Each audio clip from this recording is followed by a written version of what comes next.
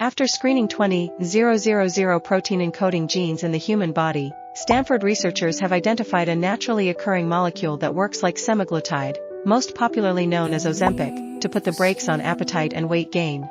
Since its release in the United States in 2017, the injectable drug Ozempic has not only helped thousands lose weight, but it's also been shown to have a wide range of other health-boosting effects.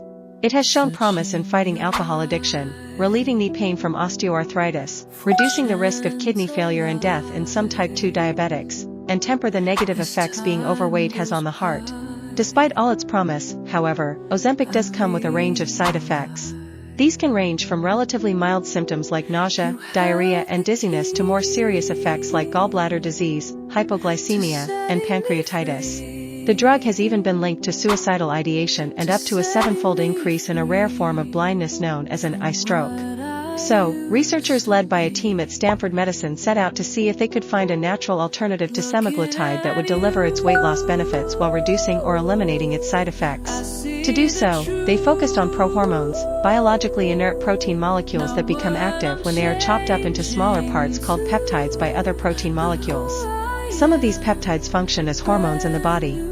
The researchers developed an algorithm called Peptide Predictor that analyzed thousands of genes that encode prohormones, and more specifically looked at the sites where each could be carved up by the action of outside proteins.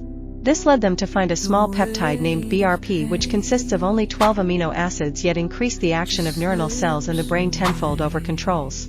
Developing a drug that only works in the brain, they reasoned, would be an improvement over Ozempic, which works throughout the whole body.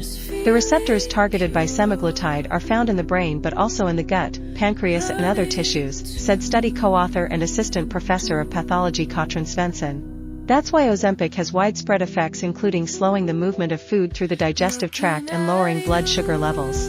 In contrast, BRP appears to act specifically in the hypothalamus, which controls appetite and metabolism. The researchers then conducted tests of BRP on both mice and minipigs, whose systems more closely mimic that of humans than rodents. They found that one injection of BRP reduced food intake in both species by up to 50% during the following 4 hours. In obese mice, a daily injection of BRP for 14 days caused the rodents to lose an average of 3 grams, about 0.1 ounces, due primarily to fat loss, and to demonstrate better glucose and insulin tolerance. They also did not see any side effects of BRP after observing the animal's water intake, fecal production, movements or behaviors that would be associated with anxiety. Svensson has now co-founded a company with the intention of moving to human clinical trials of BRP, and she and her team are now studying ways to extend the duration of its effects in the body.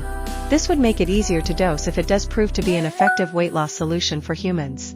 The lack of effective drugs to treat obesity in humans has been a problem for decades, Svensson said, speaking on the success of BRP in the animals.